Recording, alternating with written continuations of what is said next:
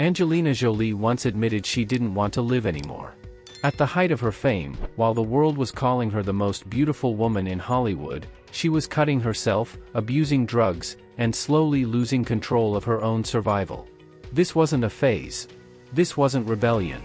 It was a woman collapsing in silence, while cameras were still flashing and awards were still coming. And what's even more shocking is this: fame didn't save her. Success didn't stop it. This is the story of how Angelina Jolie reached the edge of self-destruction, and what finally pulled her back when nothing else could. Angelina Jolie once admitted that there was a time when she didn't want to live anymore. Not when she failed. Not when she was forgotten. But when she was at the peak of fame. At that moment, the media was calling her the most beautiful woman in Hollywood. Her name was everywhere. Major roles. Money. Admiration. At the same time, she was cutting herself. She was abusing drugs. And she no longer trusted herself to protect her own life. This wasn't a rebellious phase. It wasn't shock behavior to get attention. It was a pattern. Happening behind closed doors. With no cameras. No spotlight. She carried knives with her. Not to threaten anyone. But to make sure she could still feel that she existed. The most disturbing part is this. The next morning, she still showed up on set. She still performed. She still did her job as if nothing was wrong. You need to understand one thing. She didn't collapse outwardly. She was functioning while collapsing. Angelina Jolie later said there were moments when she didn't trust herself to stay alive. Not because she wanted to die. But because living had become unbearably heavy. Fame didn't save her. Success didn't stop it. If there hadn't been a real turning point, this story could have ended in a way that you would only read about in a short news headline. And at that time, she was very close to that edge. Angelina Jolie was born into a famous name, but not into emotional safety. Her father, Jon Voight, was already a successful actor. From the outside, her childhood looked privileged. Inside the house, it felt unstable and distant. Her parents separated early, and that split shaped how she understood love. People could leave. Silence could last longer than words. She grew up feeling emotionally abandoned. Not always physically alone, but unseen. Her relationship with her father became strained and inconsistent. That absence stayed with her. It taught her not to rely on anyone. It also taught her to keep things inside. At school, she didn't fit in. She felt different and isolated. She watched others connect while she stayed on the edge. There was no support system for mental health. No language to explain what she was feeling. Just confusion, shame, and the sense that something was wrong with her. By her early teens, the emptiness had already taken root. She described feeling disconnected from her body and from life itself. While other teenagers were forming identity and direction, she was questioning whether life was worth holding on to. These thoughts didn't come from one event. They built slowly, year after year. Acting entered her life not as a goal, but as an escape. It gave her a way to express emotions she couldn't express as herself. On screen, pain made sense. Anger had structure. Chaos had a script. It was easier to be someone else than to sit with her own thoughts. But growing up around fame also created pressure. Expectations were unspoken but heavy. The fear of never being enough followed her. Not just as an actress. As a daughter. As a person. She wasn't chasing Hollywood. She wasn't chasing success. She was trying to manage the weight inside her head. And long before the world saw Angelina Jolie as strong, fearless, or powerful, she was a child learning how to survive emotional instability by staying quiet. That silence would follow her into adulthood. Angelina Jolie didn't step into acting with a clear goal. She stepped into it because it was familiar, and because it gave her somewhere to put the chaos she couldn't control in her own life. Growing up around film sets, cameras never felt intimidating. What felt intimidating was being alone with her thoughts. Acting became a way to stay busy, focused, and distracted. Her earliest roles were small and unremarkable to the industry. To her, they mattered for a different reason. On set, emotions had rules. Pain had a beginning and an end. Someone told her when to start and when to stop. That structure mattered. It made things feel manageable in a way real life never did. But entering the industry came with a weight she couldn't escape. Her last name followed her everywhere. Casting rooms didn't just see a young actress. They saw the daughter of a famous actor. Every audition carried expectation. Every rejection felt personal. When she didn't get a role, it wasn't just failure. It reinforced the belief that she wasn't enough on her own. She took roles that mirrored how she felt inside. Characters who were unstable, angry, isolated, women on the edge. The industry praised her intensity. Directors liked how far she was willing to go. What they didn't realize was that she wasn't pretending. She was drawing directly from her own state of mind. As work increased, so did pressure. She was young, visible, and emotionally unsteady. Fame began to creep in before she had any sense of identity. Interviews started. Public attention followed. But there was no foundation underneath it. No internal stability. No sense of who she was when she wasn't performing. Offset, her personal life became more chaotic. Substance use increased. Sleep became irregular. Risk-taking felt normal. There was no clear separation between work and coping. Acting didn't calm her. It amplified what was already there. The more she was praised for intensity, the deeper she leaned into it. People around her saw talent. They saw fearlessness. They saw a young actress who seemed unafraid of darkness.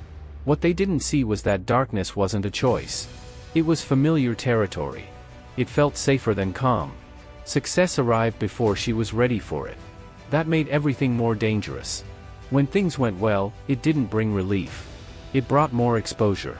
More expectations. More pressure to maintain an image she didn't fully understand. She didn't feel grounded by progress. She felt chased by it. Every new role raised the stakes. Every step forward left her with less room to fall apart quietly. By the time the industry started paying real attention, she was already losing balance. Not publicly. Internally. She was working more, being seen more, and understanding herself less. Acting had started as an escape.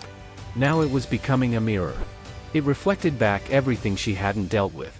And without realizing it, she was moving toward a level of fame that would remove the last places she could hide. This was the stage where collapse becomes possible. Not because things are going badly, but because they are going well too fast, with no support underneath. Angelina Jolie wasn't building a career on stable ground. She was building it on unresolved pain, untreated mental strain, and constant self-pressure. And the industry, focused on results, had no reason to slow her down. This was the beginning of her rise. And it was also the beginning of the most dangerous period of her life.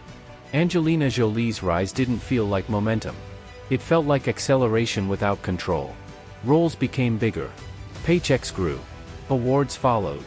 The industry moved fast, and she moved with it because slowing down was never presented as an option. Public recognition came before emotional stability, and once that happened, there was no quiet way to catch up. When she won major awards and critical praise, the narrative around her shifted overnight.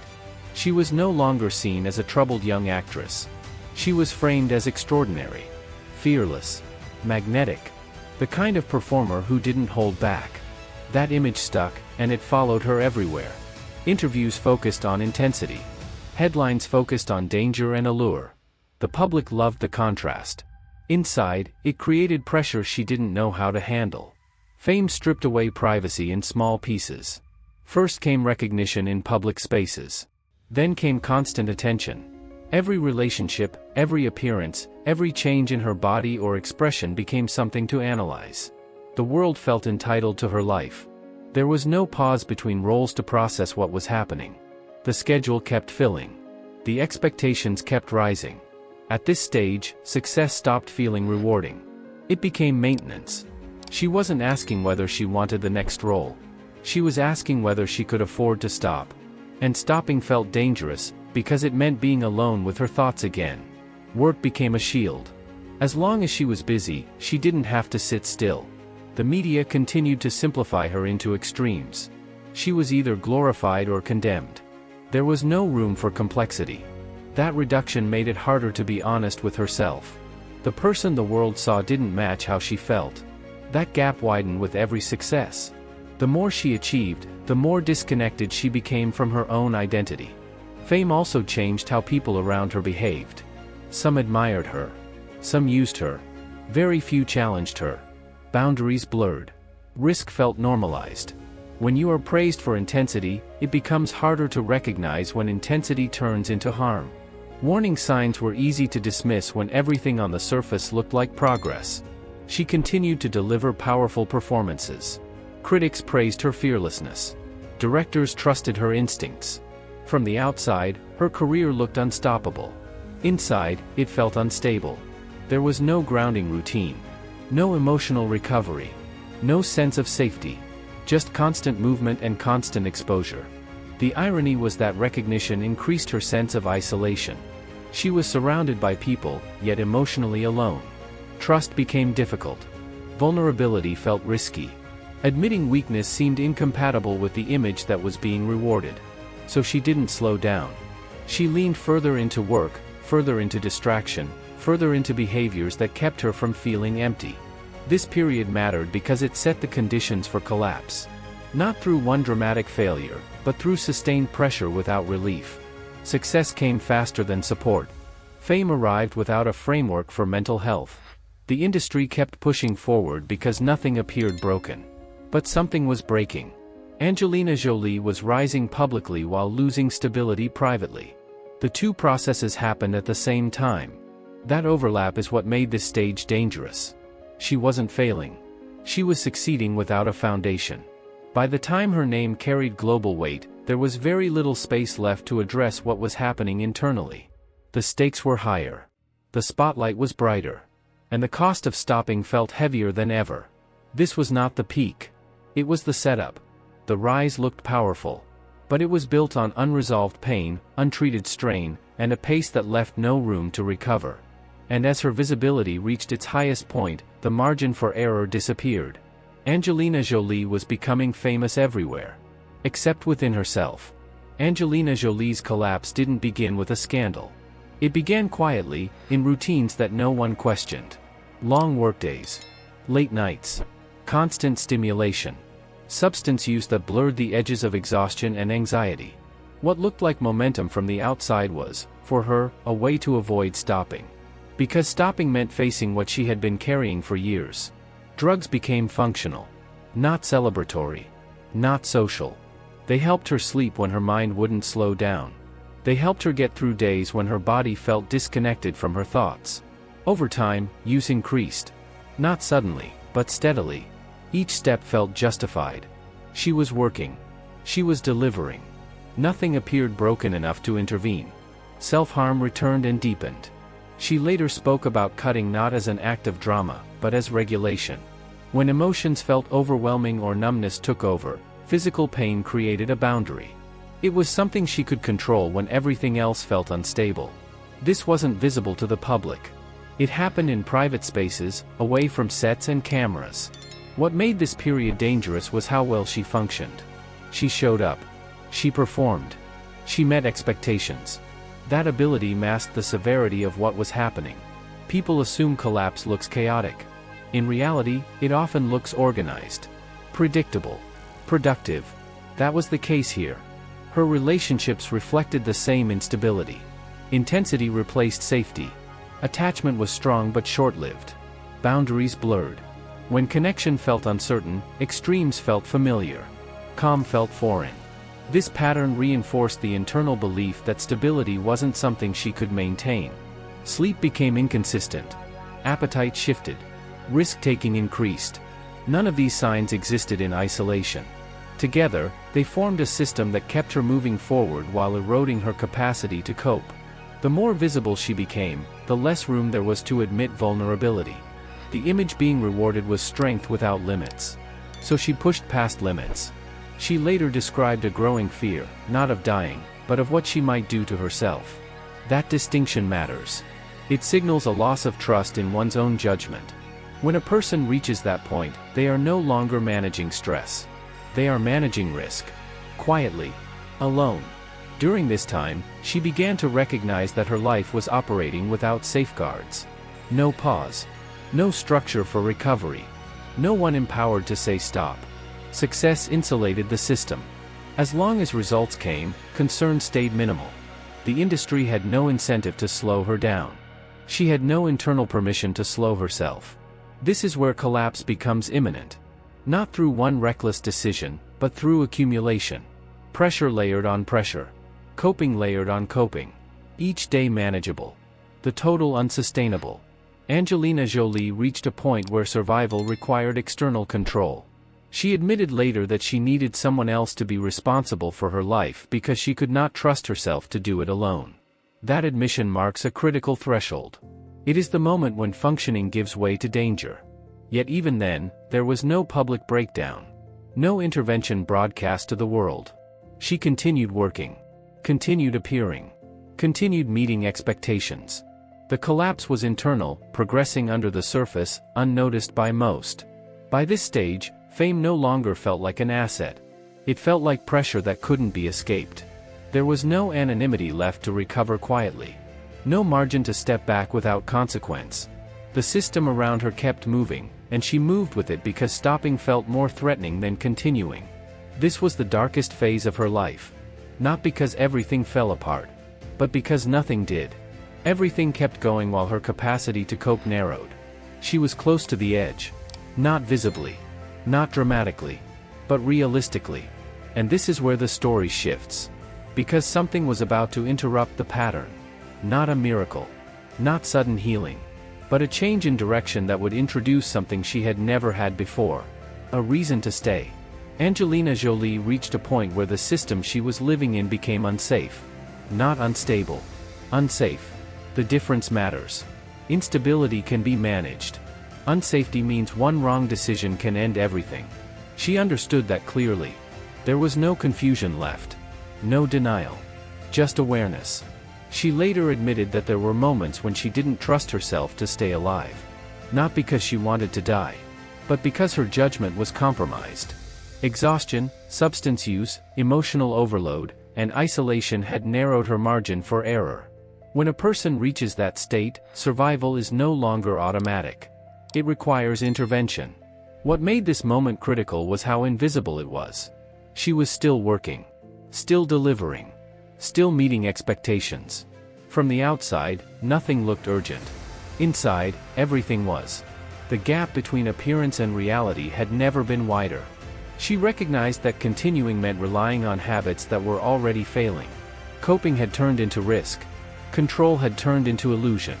She was functioning, but functioning was no longer proof of safety. It was proof of endurance without recovery. This is where many people collapse publicly. She didn't. She collapsed internally. Quietly. Methodically. Without drama. And that made it more dangerous. There was no external pressure to stop. No obvious breakdown to force change. The responsibility to intervene fell entirely on her. She began to understand that survival would require structure she did not currently have. Not inspiration. Not motivation. Structure. Boundaries. Accountability. Something external enough to interrupt the pattern she was trapped in. This realization did not bring comfort.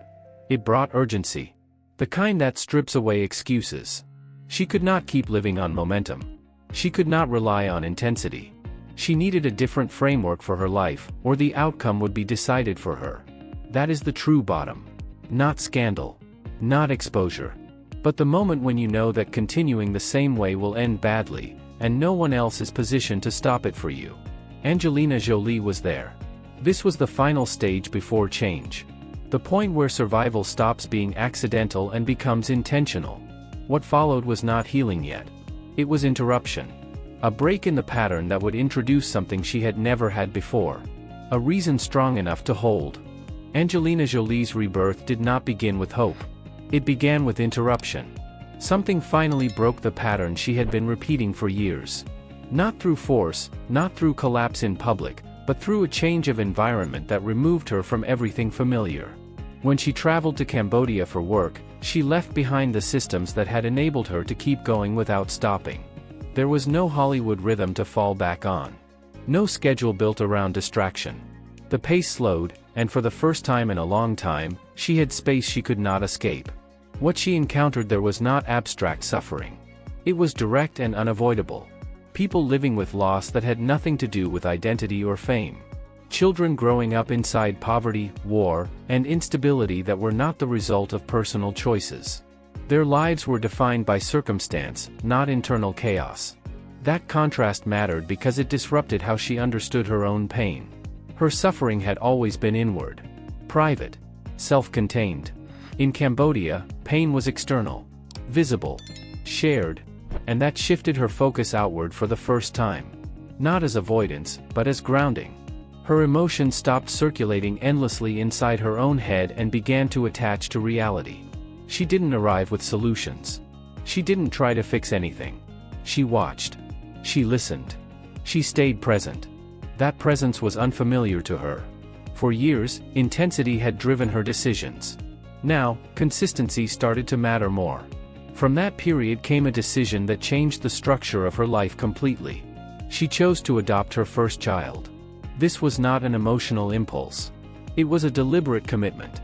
For the first time, her survival was no longer only about her. Another life depended on her stability, her judgment, and her presence. That dependency changed how risk felt. Self-destructive behavior was no longer personal. It carried consequences beyond herself.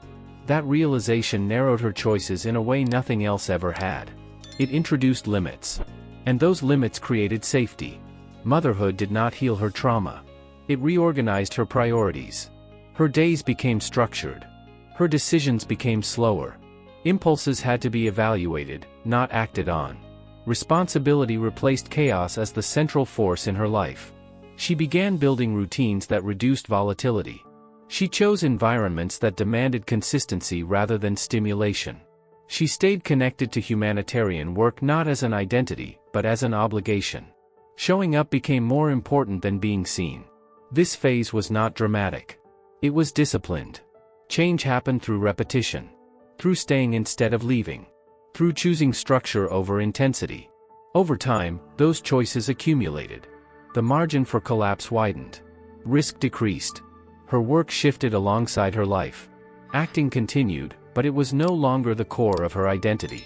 Advocacy became sustained rather than symbolic. She returned to refugee camps. She committed to long-term involvement.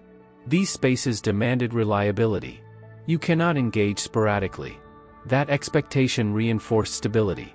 She also confronted her health directly. Decisions about her body and future were made with clarity, not fear. These were not statements. They were safeguards. Each one reduced uncertainty. Each one increased her capacity to stay present. Rebirth, in her case, did not mean becoming someone new. It meant becoming regulated. Her sensitivity, once overwhelming, became informative.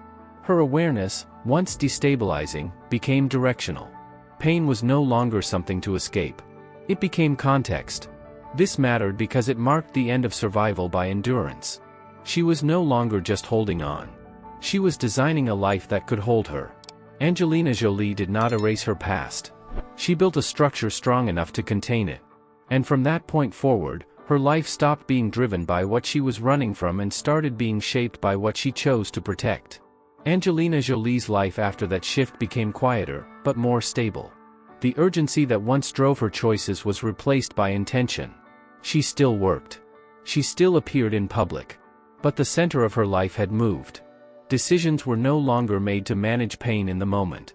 They were made to protect continuity over time. Her humanitarian work stopped being occasional and became structural. She didn't just visit crisis zones. She returned to them. She learned how systems fail refugees. How displacement turns into years, not weeks. How children grow up without legal identity, education, or safety. These were not stories meant to inspire. They were realities that required persistence. She took on formal responsibility. As a UNHCR Goodwill Ambassador and later a Special Envoy, she committed to work that demanded consistency.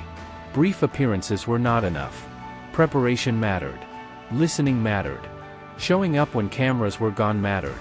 This type of work rewarded reliability, not intensity. That reinforced the life she was building. Motherhood continued to shape her structure. Raising children required routine, predictability, and long-term thinking. It narrowed the margin for impulsive behavior. It introduced consequences that were immediate and personal. Stability stopped being an abstract goal. It became a daily requirement. Her relationship with fame also changed. Visibility became a tool, not a mirror. She used attention when it could shift outcomes. She stepped back when it couldn't. This selectivity reduced pressure. It also restored control. For the first time, she was choosing when and how to be seen. Health decisions followed the same logic. She addressed risk directly and publicly, not to create a narrative, but to normalize action. The message was simple. Waiting is not always strength. Sometimes prevention is. These choices reflected the same pattern as everything else in her life at this stage. Reduce risk. Increase longevity. Protect the future. Her work as a director reflected this maturity. The stories she chose to tell focused on survival under pressure, not fantasy. War. Displacement. Moral complexity. These themes were not new to her. What changed was how she engaged with them. The distance between subject and storyteller narrowed.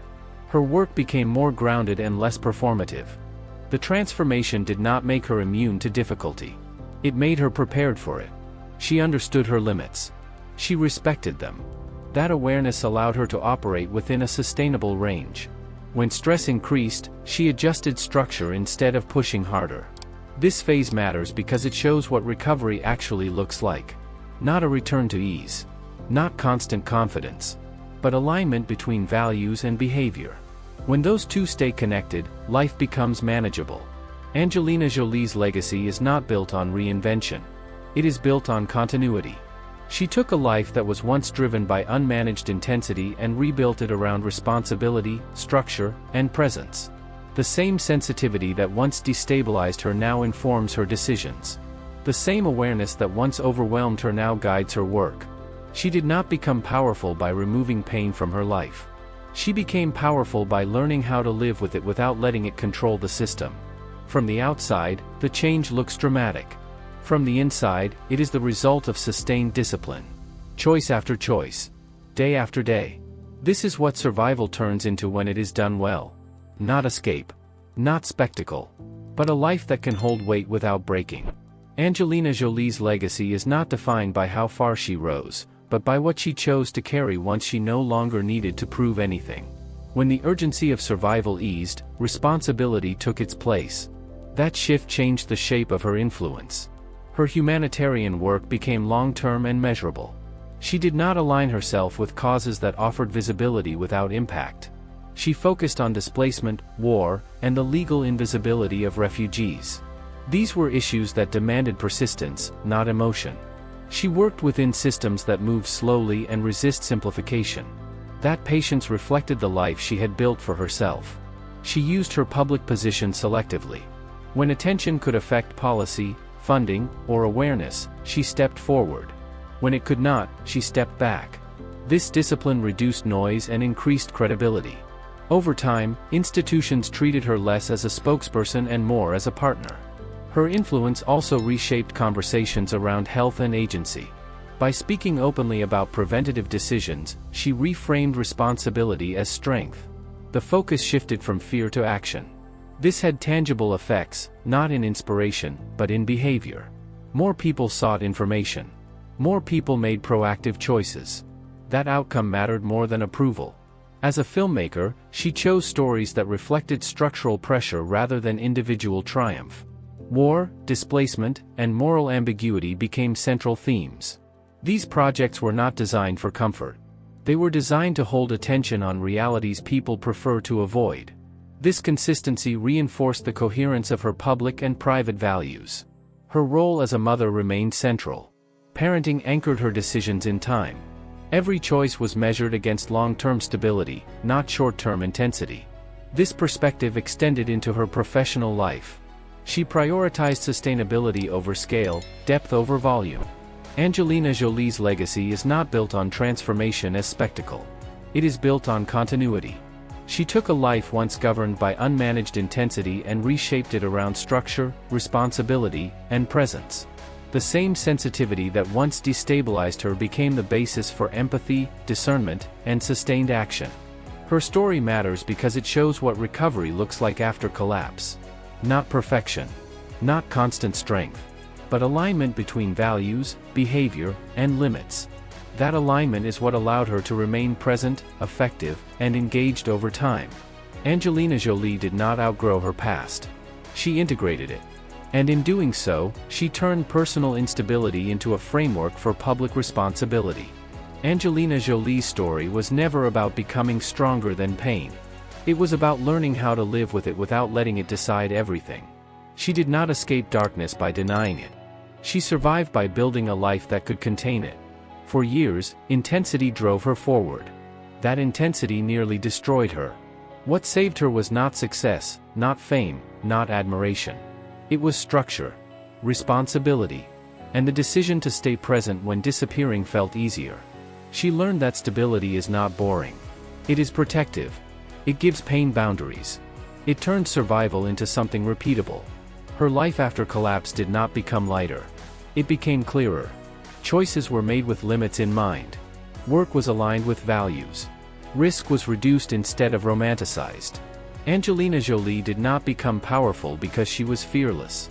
She became powerful because she stopped letting chaos run the system. Her story matters because it shows a different version of recovery. Not the dramatic comeback. Not the clean break from the past. But the slow construction of a life that can carry weight without breaking. If you are carrying something heavy, this story does not promise relief. It shows you something more realistic. That survival is not about feeling better all at once. It is about making choices that keep you here long enough for meaning to form. Angelina Jolie stayed. She built. She chose responsibility over escape. And that choice changed everything.